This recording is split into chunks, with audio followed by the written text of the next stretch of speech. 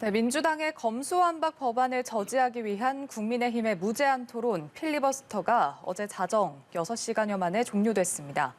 회기 쪼개기로 필리버스터를 무력화한 민주당은 오는 30일 오후 본회의에서 검찰청법 개정안을 먼저 의결할 방침인데요. 윤 당선인 측에선 국민투표 카드로 맞불을 놨습니다. 정치권 이슈들 짚어보겠습니다. 김근식 국민의힘 전 선대위 정세분석실장, 복기왕 전 민주당 선대위 대변인 나오셨습니다. 어서 오십시오. 안녕하세요. 네, 안녕하십니까. 자, 어제 국회 상황 상당히 좀 복잡하고 어지러웠습니다. 먼저 상황부터 좀 정리를 해보면 우리가 지금 검수완박법이라고 흔히 부르는 게 지금 2개의 법안으로 되어 있는데 그중에 지금 검찰청법 개정안에 대해서 어제 본회의 상정이 됐고 또 국민의힘은 권성동 원내대표를 시작으로 필리버스터를 실시했지만 민주당이 회기 쪼개기 방식으로 맞서면서 이제 자정 국회 회기가 끝나면서 필리버스터가 종료가 됐습니다. 어제 고성도 오가고 또 안민석 의원은 울먹거리기도 했는데 어제 상황 어떻게 보셨는지요? 이제 뭐 타협 없이 그야말로 파국으로 가는 상황인 것 같아요. 그러니까 그동안에 이른바 검수완박법을 놓고 민주당과 국민의힘이 국민의 어떤 요구대로 타협과 중재안을 합의하기도 했습니다만 결국 또 국민의 뜻에 또 역풍이 불어서 국민들의 의지에 반할 수는 없다는 또 그 입장을 들어서 재협상, 재논의를 요구를 했습니다만 그게 먹히지 않았고 결국 이제 민주당 입장에서는 거대 여당이죠. 아직은 거대 여당의 의석수를 믿고 지금 밀어붙이는 상황인 것 같습니다. 우리가 이제 국회법을 보면은 선진화법을 만들어서 국회 안에서 몸싸움이나 뭐 물리적 충돌을 막기 위한 여러 가지 제도적 장치를 다 해놓은 겁니다. 그중에 대표적인 게 바로 이제 안건조정위원회라는 것이 사실은 소수 의석을 가진 또 소수 정당의 어떤 반대 이런 것들을 합리적으로 좀 공론화시키고 논의할 수 있는 어떤 숙고의 시간들을 만들어 놓은 건데 이 안건조정위원회조차도 사실은 어제 보셨습니다만 90일까지 해야 되는 안건조정위를 뭐 단 9시간 만에 9시간도 아니죠. 9분 만에 끝내버리는 이런 상황이 돼버리니 이것을 보고 국민들이 봤을 때 도대체 5월 9일 날 임기가 끝나는 문재인 정부 하에서 무슨 이유로 이렇게 서두르면서 무리하게 난폭하게 입법을 강행을 하는지 저는 국민들에게 좀 납득할 만한 설명을 민주당이 먼저 하고 저는 해야 된다고 생각을 하고 이 부분에 대한 명확한 그 동의가 없다고 한다면 저는 뭐 여기 복귀한 의원님도 계십니다만 저는 오히려 입법을 강행한 다음에 후폭풍은 저는 민주당이 오롯이 감당해야 될 몫이라고 생각을 합니다.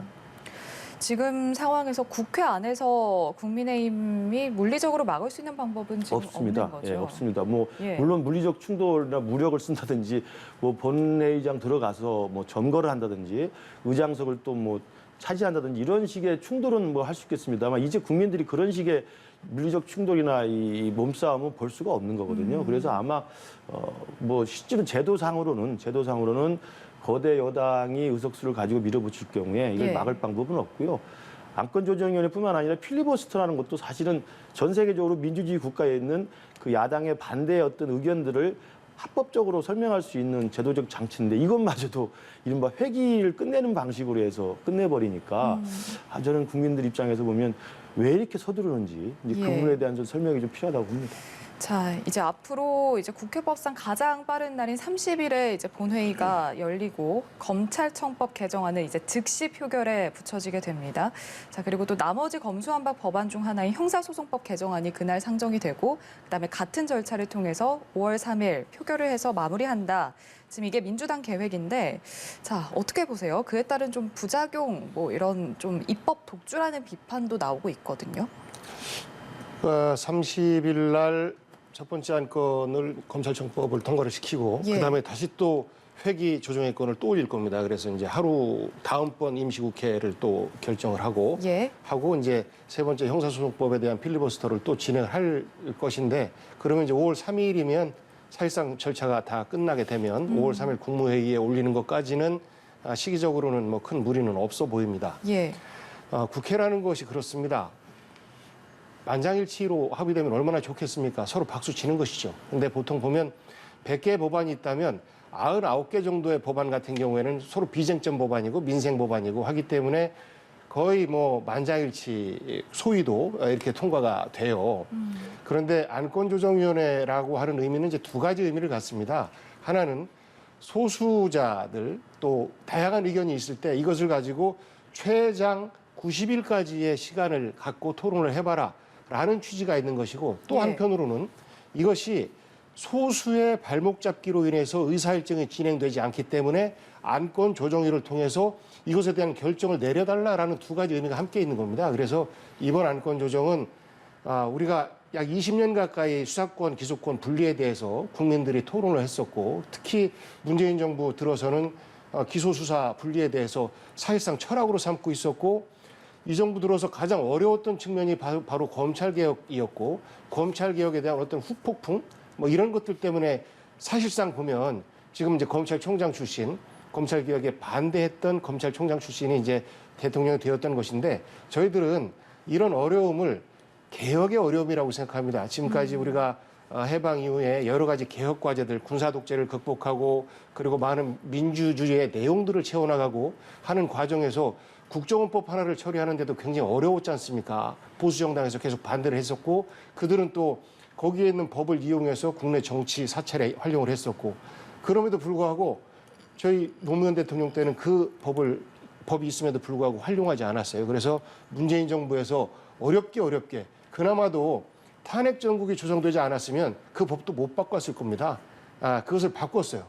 그런 것처럼 지금은 선진화된 국가 시스템이라고 하는 것은 얼마나 균형 있게 국가가 운영되느냐라는 거거든요. 그런데 그런 측면에서 볼 때 검찰에게는 지나치게 많은 권한이 가 있다라는 우려가 있는 것이고 지금 대한민국의 선진 정도로 민주주의 선진 정도로 볼 때는 이 검찰에 편중돼 있는 권한을 분리할 필요가 있겠다라는 논의를 지난 한 20년 동안 저는 진행해 왔다고 생각해요. 예. 그리고 나서 지금 이 단기간에 왜 이렇게 서두르느냐라는 비판에 대해서 또 걱정에 대해서 뭐 저와 또 민주당에서도 한편으로 이해를 하고 있습니다만 이렇게 급하게 서두르게 한 원인 제공은 사실 윤석열 당선인께서 하신 것 같습니다.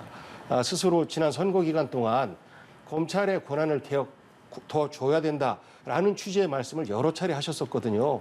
그러하기 때문에 지난번 1차 검경 수사권 조정 과정에서도 많은 갈등이 있었는데 이마저도 무위로 돌아가지 않겠느냐라는 우려가 저희들에게는 있는 거예요. 그래서 당장의 목전의 6월 1일 지방선거의 유불리보다 역사를 한 단계 더 진보시키는 것이 우리 민주당에 주어진 책무다라는 사명감 속에서 예. 현재 이 법안을 추진하고 있다라는 말씀 드리고요. 어제 필리버스터 보니까 좀 답답하더라고요. 쇼처럼 느껴지기도 했습니다.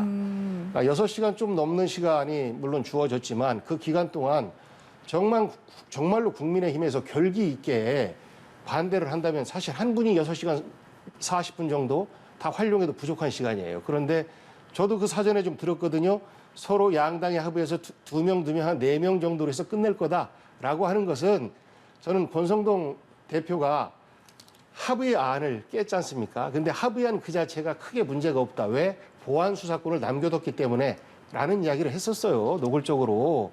그런데 이것이 6월 1일 그 선거를 앞두고 예. 타협하는 모습보다는 싸우는 모습을 보이는 것이 전선을 형성하고 선거에 더 유리하겠다라는 판단으로 해서 입법 독주의 프레임을 민주당에 씌우고 싶은 이런 모습이고 예, 그러하기 때문에 어제 필리버스터도 굉장히 형식적으로 진행된 측면이 있고 예. 이거에 대한 반대 의사가 있으면 국민의힘 의원들 저는 사실 좌석을 지키면서 끝까지 있었어야죠. 그런데 사실 텅 비었었거든요. 그래서 국민의힘에서도 이 법안에 대해서 정말 내용적으로 깊이 있게 걱정하고 한다라기보단 굉장히 정치적으로만 바라보는 측면이 있다라는 어떤 말씀을 드립니다. 네, 저도 좀 말씀을 드리면요. 필리버스터의 결기가 부족했다라는 점은 제가 볼 때는 이미 패배 의식이 이제 확산이 돼 있는 거죠. 막아봐야 이거 소용이 없다. 잘 예. 아시는 것처럼 12시 자정 지나면 끝나는 건데 거기에 또 무슨 결기를 가지고 모여서 하겠습니까? 그래서 그 부분은 국민의힘 의원들이 결기가 없는 게 아니라 거대 여당의 입법 독주에 의해서 이미 이건 막을 길이 없다라고는 자포자기의 분위기라고 좀 내가 말씀을 좀 변명하면서 드리고요.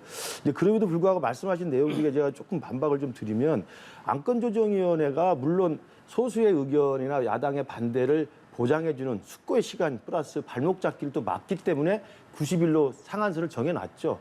그러나 90일이면 그러면 최소한 9일이라도 해야 되는 거 아니겠습니까? 그건 기본이지 않습니까? 그러니까 두 가지 기능을 다 가지고 있다는 우리 복경환 의원님의 말씀에 동의해요. 그러니까 안건조정위원회는 숙고의 시간을 가져라. 그렇지만 끝은 내야 된다라는 것이니까. 그러면 숙고의 시간을 최소한 정도는 보장을 해줘야 이 끝을 낼 수 있고 발목 잡기를 안 하게 한다는 본래 입법 취지가 맞다고 생각이 들고요.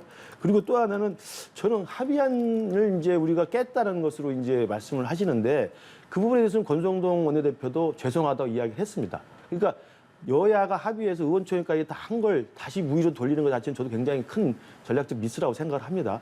그러나 국민이 반대하고 민심이 반대하는 것을 어떻게 정당에서 일정 정도 합의했다고 이걸 끝까지 밀어붙이겠습니까? 그 부분에 대한 그 안타까움이 있다는 말씀드리고 저는 합의안에 대해서 그래서 다시 재협상 하자고 했던 게 딱 두 가지지 않습니까? 선거범죄하고 공직자범죄를 예. 조금 더 밀어달라는 거였어요. 그러니까 사실은 애초에 합의안대로 하더라도 아시겠지만 입법이 된 다음에 4개월 동안은 검찰이 가지고 있습니다. 그죠? 그러나 사개특위 거쳐가지고 중수청법이 만들어지는 1년 6개월 이후에는 다 또 검찰 걸 가져가게 돼 있어요. 그러면 4개월 동안 갖고 있던 걸 1년 6개월 미루는 정도의 당분간의 과도기간을 좀 늘리자는 것밖에는 차이가 없어요. 근데 그거조차도 왜 재협상을 못 하겠다고 하는 것인지 오히려 민주당에서는 국민의힘이 저 합의안을 번복한 것을 기다렸다는 듯이 그걸 빌미로 그냥 밀어붙이는 게 아닌지 저는 납득할 만한 그 설명이 4개월과 1년 6개월 차이가 그렇게 중요한 건 아니지 않습니까? 그런 말씀을 하나 드리고 예. 또 하나는 이제 윤석열 당선인이 후보 시절에 검찰에 권한을 더 많이 줬다고 말씀하셨는데 그건 검찰의 권한을 계속 강조한 게 아니고요.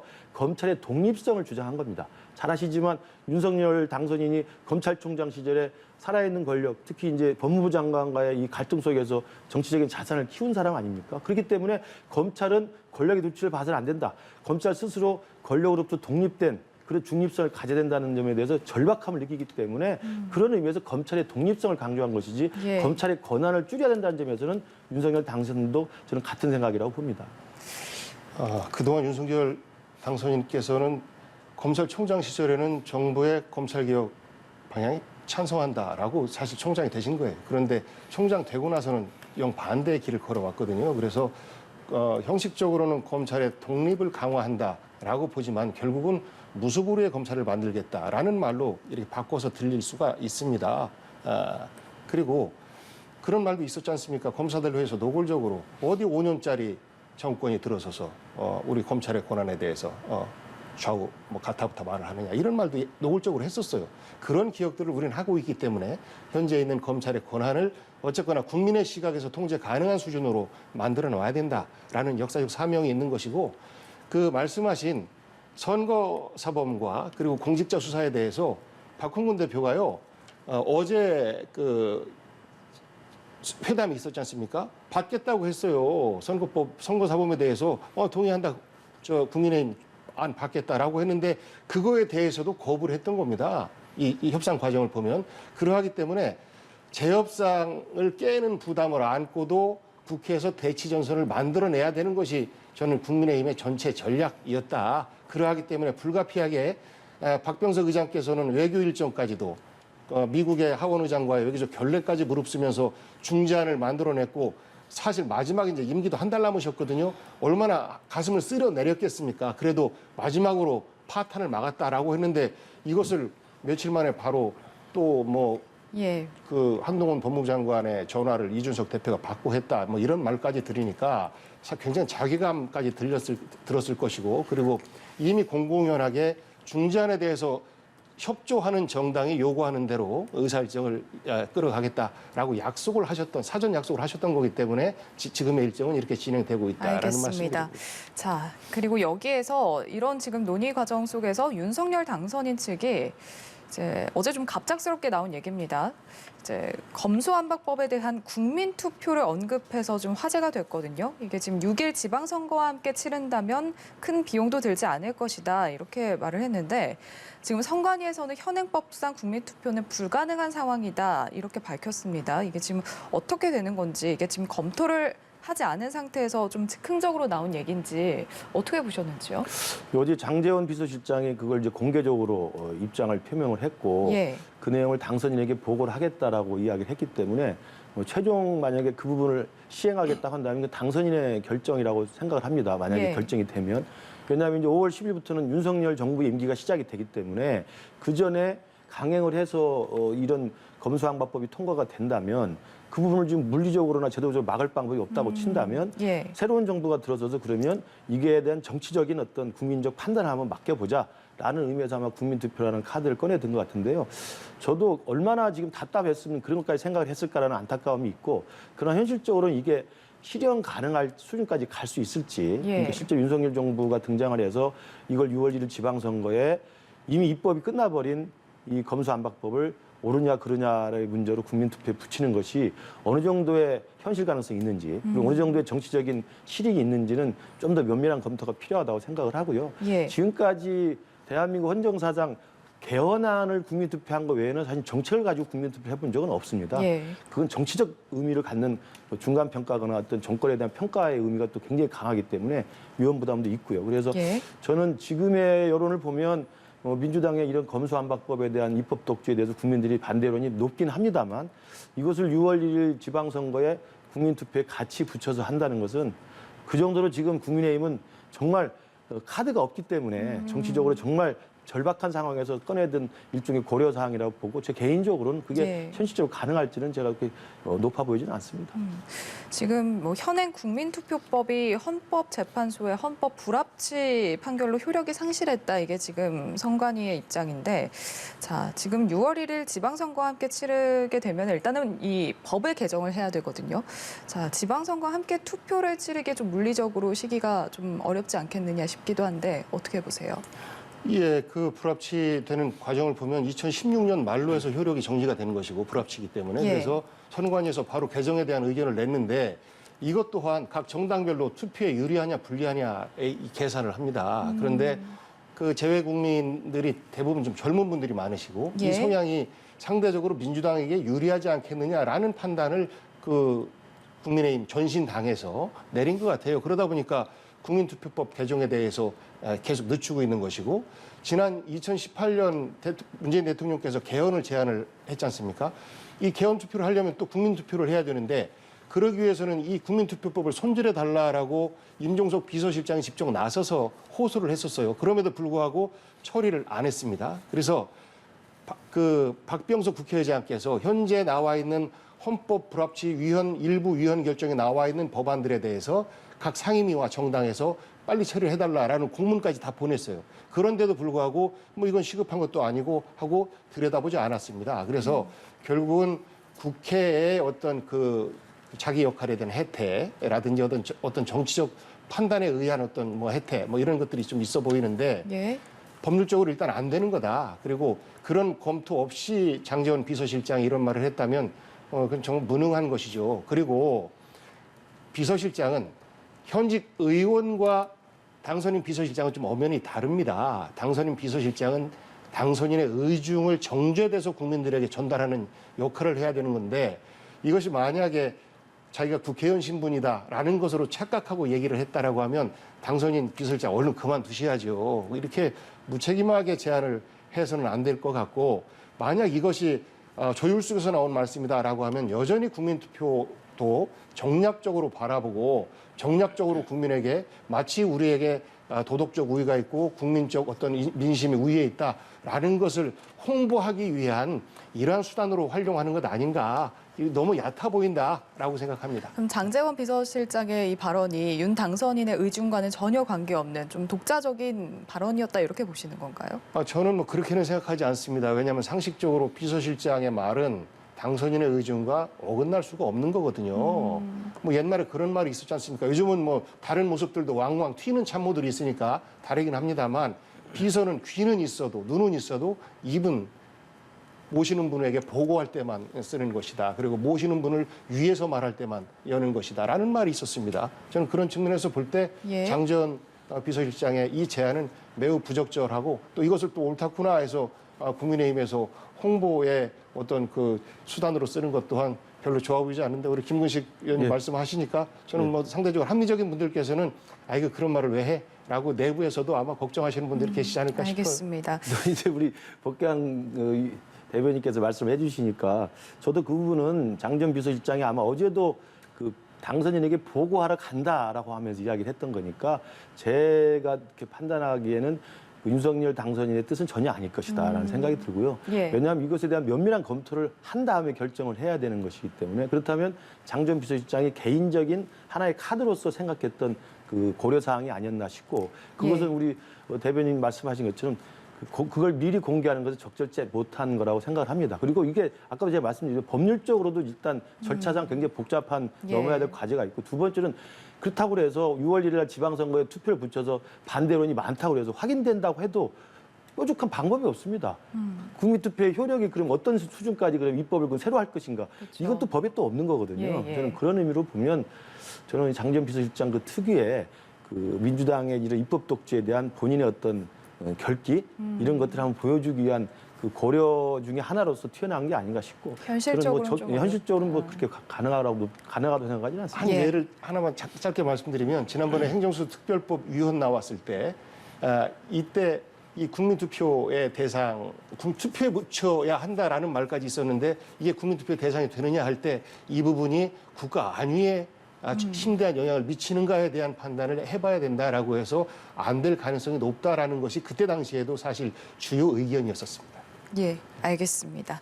자, 그리고 그런가 하면 지금 검찰도 최후의 카드를 꺼냈습니다. 지금 대검이 검수완박은 위헌 소지가 명백하다라면서 공포 즉시 헌재 권한쟁의 심판 청구와 함께 이제 법안의 효력을 정지시켜달라는 가처분 신청도 함께 내겠다라는 건데요. 헌재 결정은 어떻게 전망하시는지요? 일단 뭐 정부 국민의힘 차원에서도 일단 헌재에다가 그걸 냈죠. 제기를 한 예. 상태고요. 그리고 검찰도 이 입법 독주에 의한 당사자로 간주가 된다고 한다면 헌법의 권한쟁의 심판 소송을 낼 수 있다는 게 이제 지금 대검의 입장인 것 같습니다. 그러나 예. 이 부분도 이제 법률적으로 과연 주체가 될 수 있는지에 대한 논란이 있습니다. 그러나 어쨌든 지금 검찰 조직 내에서는 지금 일단 무조건 검찰이 갖고 있는 수사권의 기능들을 뺏어 놓고 보자라는 식의 지금 입법 독주이기 때문에 예. 지금 많은 분들 특히 국민 여론조사 같은 걸 봤을 때 민주당 입법 독주를 반대하는 여론이 아직도 많은 이유는 뺏은 나합이 어떻게 할 것인가에 대해서 아무런 대안이 없이 그냥 밀어붙이는 거거든요. 이제 그래서 중재안에다가 합의한 것은 뭐냐면 1년 6개월 뒤에 중수청이 설립이 되면 그때 검찰의 수사와 기소를 완전히 분리하는 것으로 합의를 한 상태예요. 예. 그러니까 저는 이게 4개월 뒤에 하나, 1년 6개월 뒤에 하나 그 차이가 국민들이 그 비어있는 공백 기간 동안 그럼 어디 가서 피해를 호소하고 어디 가서 고소고발 사건을 하고 어디서 인권을 호소하겠습니까? 그런 부분에 대한 불안감과 국민들에 대한 피해가 고스란히 돌아가기 때문에 검찰 내에서도 이 부분을 이제 민주당에서는 검찰이 기득권을 지키려고 하는 거라고 공격을 할 겁니다만은 또 검찰 내에서 보면 그런 검찰의 수사와 기소를 분리하는 것들을 한 번의 공청회도 없이 한 번의 공론화 과정도 없이 아까 20년 동안 준비하셨다고 합니다만 20년 동안 계속 논의는 했습니다만 국민들에게 그리고 전문가들에게 그리고 실제 당사자들에게 그리고 경찰의 수사 권한이 그 정도가 되어 있는지 KFBI 말씀합니다만 KFBI처럼 어떤 내용을 만들 것인지 아무런 밑그림도 없는 상태 아닙니까? 그러나 일단 뺏어놓고 보자는 것이기 때문에 그 공백의 기간 동안 국민들의 불편함과 국민들의 그 어떤 폐해 이런 것들을 어떻게 할 건에 대해서는 검찰 조직이 나름대로 그 부분에 대해서 아마 국민을 상대로 또 헌법재판소를 상대로 아마 직접 호소를 할 생각인 것 같은데 예. 아까 말씀드린 것처럼 법률적으로 검사나 검찰총장이 그런 권한쟁의 심판 소송에 본인 당사자가 될 수 있는지는 아마 더욱 검토를 좀 해야 될 거라고 봅니다. 네, 어떻게 예상하시는지요? 뭐 법 절차를 밟을 수는 있겠죠. 하지만 예. 그 결과는 저는 이미 나와 있는 거기 때문에 지금 현재 정치적 공세이다라고 생각을 해요. 지난번 1차 그 수사권 조정을 할 때 6개 범죄 분야만 검찰에 남겼잖아요. 예. 그때 당시에 나왔던 판결들이 있습니다. 이 부분에 대해서는 입법부에서 판단을 몫이다. 헌법 정신에만 위배되지 않는다면 입법에서 할 부분이다라고 명백하게 이미 확인을 했기 때문에 예. 이거에 대해서 지금 뭐 정치적으로 헌법 위배의 소지가 있다라고 이제 사실 홍보를 하고 있는 것인데 결과는 뻔하다고 봐요. 지금까지 여러 가지 법안에 대해서 국민의힘에서 위헌 제청을 하고 했었는데 결국은 모두가 다 안 됐었거든요. 마찬가지 이건 한 번 나왔던 거기 때문에 받아들여질지에 대해서도 저는 좀 의문을 갖고 있고요. 물론 후속 조치까지 완벽하게 해놓고 나서 모든 법안이 같이 가면 좋겠죠. 예. 예를 들어서 이번 검찰청법과 형사소송법이 개정이 되면 이와 관련된 부수 법안이 또 한 18개 정도 법안이 있다고 얘기를 합니다. 예산 부수 법안 처리하는 것처럼. 예. 이런 것들을 원샷으로 한꺼번에 처리하면 참 좋은데 이것이 잘 안 되는 거 아니겠습니까? 그래서 기소수사 분리라고 하는 대원칙을 먼저 결정해 놓으면 이것에 따른 국가 시스템을 정비를 해야 되는 것은 이것은 입법부에서도 급한 부분이고 행정부에서도 급한 부분일 수밖에 없어서 저는 나머지 후속 조치는 굉장히 빠르게 진행될 것이고 그만큼의 대한민국의 행정 능력은 충분히 받쳐주고 있다라는 생각을 하고요. 잠시 뭐 수사와 기소 뭐 이런 부분에 있어서 공백이 우려된다라고 하는데 그런 공백에 대해서는 이미 그 수사에 대해서는 경찰에서 대부분의 사건을 다 담당해 오고 있었기 때문에 그런 부분은 걱정을 안 하셔도 되겠다라는 말씀드립니다. 예, 참 이게 통과가 되면 우리 이제 이게 적용될 법인데 참 헷갈리고 혼란스럽긴 한 것 같습니다. 자, 좀 어제 그 여야가- 필리버스터에서 나왔던 간단 말씀 하나 드리면 김웅 의원이 이제 원님 재판 얘기를 하더라고요. 효율성을 따집니다. 지금 수사 기소 분리에 대해서 검찰의 예. 주장 효율성을 따지는데요. 가장 효율적인 것은 원님 재판이죠. 원님이 수사도 하고 기소도 하고 또 선고도 하고 그런데 이것이 100% 결과가 다 정의롭고 옳다라고 하면 뭐 그게 맞는 거죠. 그런데 그렇지 않지 않습니까? 왜곡되는 경우 또 그릇된 판단이 있는 경우 또 일부 사심이 있는 경우 그러하기 때문에 민주주의 시스템은 상당히 비효율적 시스템이에요. 서로 견제와 감시를 해야 되는 거니까 그런 차원에서 수사, 기소, 재판까지도 저는 이러한 측면을 강화시키는 길로 가는 것이 민주주의의 길 아닌가 싶습니다. 알겠습니다. 자, 다음 얘기로 넘어가면요. 최근 한동훈 법무부 장관 후보자와 문재인 대통령이 검수완박 법안과 관련해서 설전을 펼치는 상황이 있었습니다. 정리를 하자면 문 대통령이 한 후보자가 말한 검수완박 저지 발언과 관련해서 좀 굉장히 위험하다 이렇게 얘기를 했고 또 한 후보자는 검수완박에 침묵하는 건 양심의 문제다 이렇게 반박을 했거든요. 지금 민주당 박지원 비대위원장도 좀 일개 장관 후보자가 국민이 선출한 의원 110명의 결정을 뒤집어 놓고 참 어이가 없다 이렇게 직격을 했는데 일단 지금 출격하기도 전에 지금 정치권 중심에 있는 그런 모습입니다. 어떻게 보세요? 그 박지원 그 비대위원장이 일개 장관이 전화를 걸어서 뭐 입장을 다 바꿔놨다 이야기한 건 그건 정말 잘못된 오보입니다. 그러니까 뭐 지금 민주당 쪽에서는 마치 이 한동훈 법무장관 후보자가 이준석 대표한테 전화를 해서 권성동 원내대표가 합의한 걸 뒤집게 했다라는 것인데 그건 예. 전혀 사실이 아니고요. 그러니까 그 지난 금요일 날 권성동 원내대표가 여야 간에 합의했던 내용을 가지고 주말 사이에 여론이 굉장히 비등하지 않았습니까? 모든 언론, 모든 전문가 단체, 모든 관련된 전문가들 그룹에서 이 부분이 문제가 심각하다는 이야기가 나왔고 예. 그러다 보니까 당을 이끌고 있는 당대표 입장에서 생각이 좀 다시 한번 해봐야 되겠다라는 이야기를 분명히 했던 것이고요. 그 과정에서 그래도 법무사법행정의 총사무감독자가 법무장관이기 때문에 장관과 의견을 교환한 겁니다. 이걸 가지고 마치 한동훈 법무장관 지명자가 마치 소통용처럼 전화해서 바꿔라. 예. 이게 윤석열 당선의 뜻이다. 라고 프레임을 씌우는 것이야말로 제가 볼 때 지나치게 이 부분을 좀 단순화시켜서 왜곡시키는 거라는 말씀을 먼저 드리고요.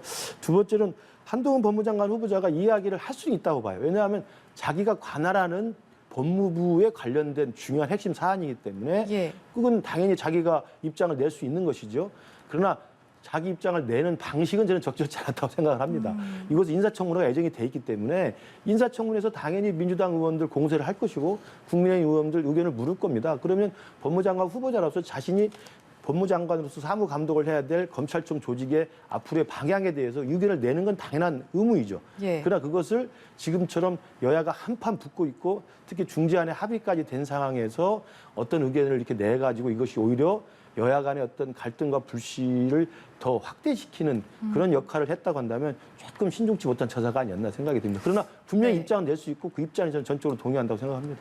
네, 반대로 이번에 이제 문재인 대통령, 그러니까 현 대통령이 차기 정부 장관 후보자를 이렇게 직접적으로 비판한 게 이것도 좀 부정적인 의견이 있거든요. 여기에도 지금 진중권 교수는 오히려 한 후보자 몸값만 띄워준 격이다 이렇게 말하기도 했는데 이 점은 어떻게 보세요? 글쎄요, 뭐 진 교수의 말씀에 대해서는 제가 뭐 평할 필요가 없어 보이고 예. 문재인 대통령께서는 한편에 있어서는 관점의 차이를 보이신 것이고 또 한편에 있어서는 국가를 운영해 보다 보니 국민의 생각과 국회와의 어떤 조화 이것이 굉장히 중요하다라는 두 가지 뜻이 담겨져 있는 겁니다. 관점의 차이라고 하는 것은 모두가 다 국민의 뜻을 받든다라고 하지만 예. 어쨌거나 입장이 영 반대 아니겠습니까? 그대로 검찰의 권한을 둬야 된다라는 측면과 다소 분리시켜야 된다는 이 두 가지 입장에서 서로가 다 국민을 얘기하는 이런 측면에 있어서 조심해야 된다라는 것과 예. 또 하나는 국무위원 후보로서 국회와 함께 국민을 대표하는 국회와 함께 앞으로 일을 해 나가야 되는데 국회에 대해서 사실 야반도주다 이런 말씀까지 하셨잖아요. 그래서 그런 부분에 있어서의 적절치 못한 부분을 저는 선배로서의 지적한 것 아닌가 싶고 여기에 대해서 또 한종훈 그 지명 후보자께서 또 바로 반발을 하셨어요. 양심의 문제다라고 하셨는데 예. 저는 이것도 적절치 않다라고 생각해요. 지역에 선배 어른이 어떤 꾸지람을 하면 마음에 불만이 있어도 좀 참는 것이 그것이 우리의 미덕이기도 합니다. 그런데 곧바로 양심의 문제다. 뭐라고 말씀하셨는데 그 양심의 문제는 또다시 그분에게 돌아가는 게 더 큰 양심의 문제는 본인이 투명한 자기의 혐의를 벗기 위해서라도 본인의 그 핸드폰 비밀번호를 냈어야 된다. 그런 양심은 없고 어떻게 그 문재인 대통령께 대드는 양심만 있느냐 이런 말이 나오는 거 아니겠습니까? 그래서 사실 적절치 못하고 보기 안 좋은 모습인 것 같습니다. 저도 이제 그 문재인 대통령이 임기를 마치는 소회를 그 언론인과 함께 담담하게 밝히는 건 뭐 충분히 할 수 있는 일이라고 생각을 해요. 예. 그렇다면 그럼에도 불구하고 그 자리는 5년의 지난 그 정부의 기간을 좀 회상해보고 회고해보고 새로 등장할 윤석열 정부에게 이러이러한 것들을 좀 부탁하는 그리고 좀 기대하는 이런 식의 저는 아름다운 모습이었으면 훨씬 좋았을 거라고 보는데 이게 몇 마디 쭉쭉 하시는 말씀을 보니까 거의 5년 동안에 그동안에 한풀이 비슷하게 하시는 것 같단 말이에요. 그러니까 저는 아까 한동훈 후보자가 그 입장은 옳으나 입장을 표현하는 방식이 좀 적절치 않다고 말씀드린 것처럼 예. 당연히 문재인 대통령이 5년의 임기를 끝마치고 자기 소회를 밝히면 지난 5년 동안 성과는 무엇이었고 아쉬움은 이것이었고 이런 식의 좀 그 제가 돌이켜본 평가가 이렇다고 한 다음에 윤석열 정부에 대해서는 덕담과 기대와 주문들을 좀 해주면 되는 겁니다. 거기에 대해서 특정하게 한동훈 후보자를 찍어서 그 문제가 있다. 특히 뭐 용산 이전도 문제가 있다. 그걸 다 꼼꼼히 해가지고 다 일일이 말씀을 해주시면 예. 누가 봐도 그 정치평론가의 평론으로 들릴 수도 있는 거거든요. 저는 그래서 정말 저는 좀 누구 탓을 하기 전에 지금처럼 이 문재인 정부 끝나고 윤석열 정부 등장하는데 이런 정권 교체기에 이렇게 어수선하고 이렇게 엉망이고 갈등이 고조되는 상황을 본 적이 없어요. 이 기간은 허니문 기간이라고 그래서 서로 잘 되기를 바라고 잘 될 걸 지켜봐 주는 게 A거든요. 예. 근데 왜 이렇게 되는지 정말 저도 답답할 뿐입니다. 알겠습니다. 취임식 얘기도 해볼게요. 이 박근혜 전 대통령이 취임식에 참석한다는 게 알려지면서 지금 다른 것보다도 지금 문재인 대통령과 박근혜 전 대통령의 만남이 많은 관심을 받고 있습니다. 어떻게 예상하시는지요? 어색하시지만 어떡하겠습니까? 만나셔야죠. 예. 그래서 뭐 그 자리에서 만난다라는 그 자체의 의미를 두고 아마 공식적인 행사장이기 때문에 서로 많은 말씀을 나누시거나 그러시기는 좀 어려운 조건 아닐까 예. 싶습니다. 그래서 어떤 추측을 하는 것 자체가 무리일 것 같고요. 인사 정도만 그러면 뭐 그렇게 가볍게요. 되지 않을까 싶어요. 통상의 예. 경우도 뭐 그렇지 않습니까? 예, 그리고 조금 전에 말씀하신 이제 신구 권력 갈등의 측면으로 보면 예. 국민들께서 우려를 좀 하실 텐데 저는 그랬으면 좋겠어요. 예를 들어서 취임식 날 0시부터 청와대를 공개하겠다라고 하셨기 때문에 그러면 후임자 마음 편하게 미리 그날 밤은 다른 데서 주무시겠다라고 결정을 냈지 않습니까? 예. 그리고 나서 그 이후에 10시부터 개방하시겠다. 다시 또 이제 시간을 좀 변경을 했는데 그런 것들 그리고 계속 문재인 정부의 여러 가지 비판을 끊임없이 해오는 뭐 이런 모습들이 보여졌었거든요. 그래서 사실 물러나가는 대통령에 대한 아무리 정치적인 입장이 다르다 할지라도 다소 과한 그리고 또 하나 선거에서 사실 이겼으면 승자의 포용이 좀 있어야 되는데 승자의 포용을 못 받습니다.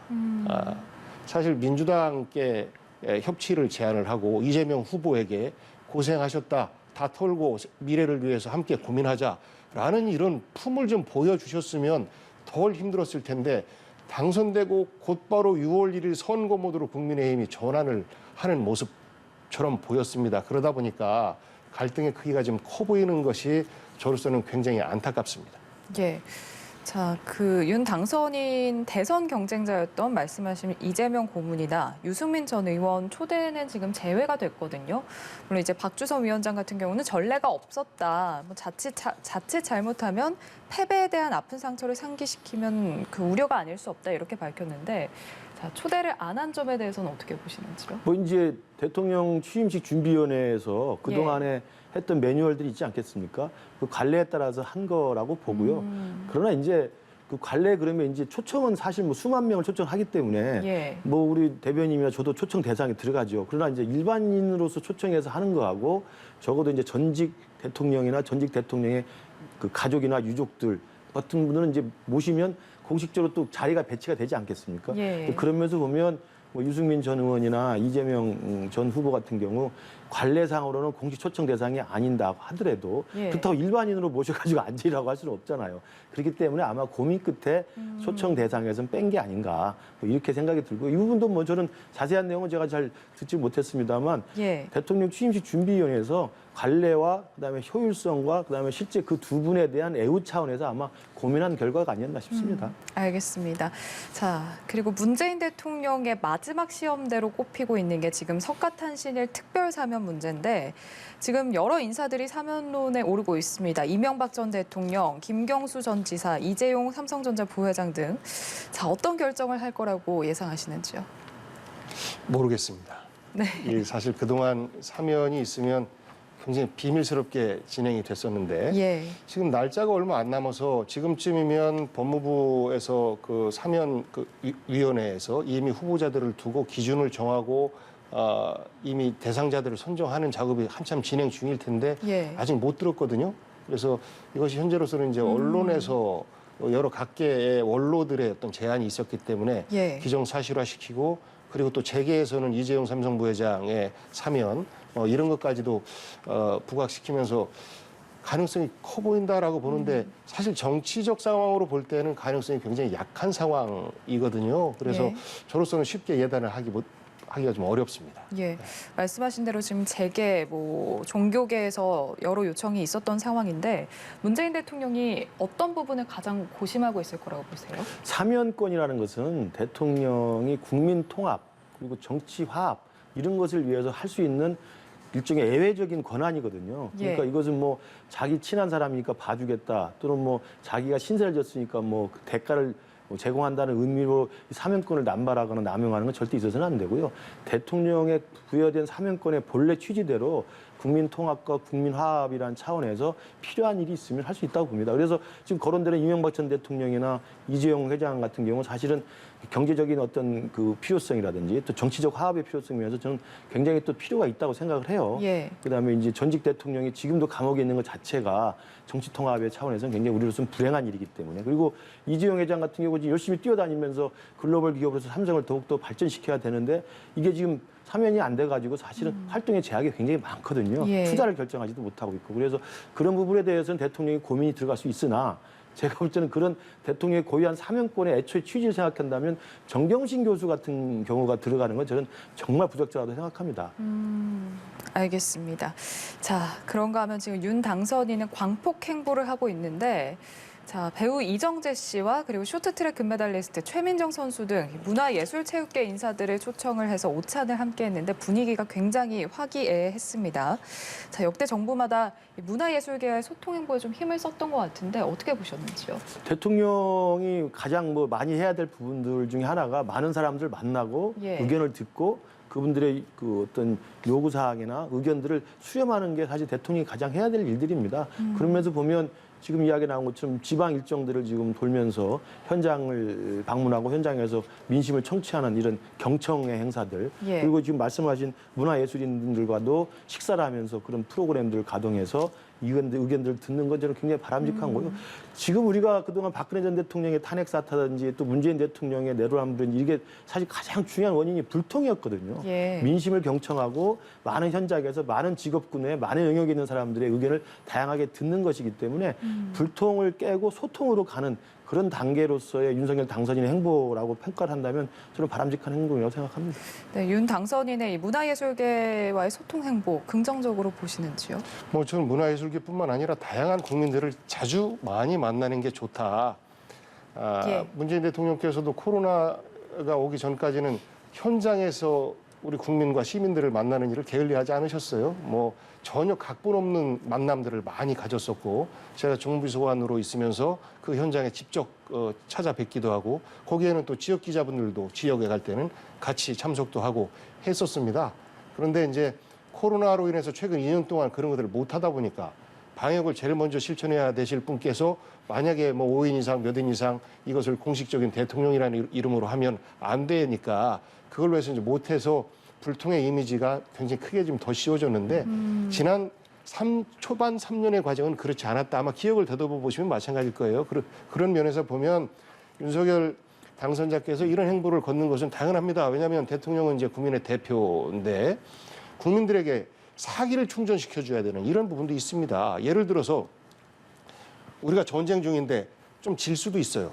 그런데 우리 질 수 있습니다. 큰일 났습니다. 라고 말할 수 있겠습니까? 아니죠. 국민 여러분 힘을 모으면 이길 수 있습니다.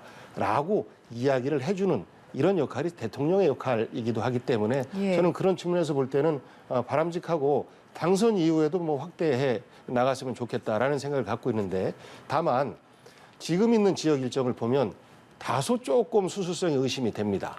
그러니까 지금까지 당선자들께서 이런 행보를 했던 적이 없는 것 같아요. 그러니까 당선자는 대통령과는 다르게 선거 중립 의무가 없거든요. 예. 교묘하게 빠져나가 있는 상태입니다.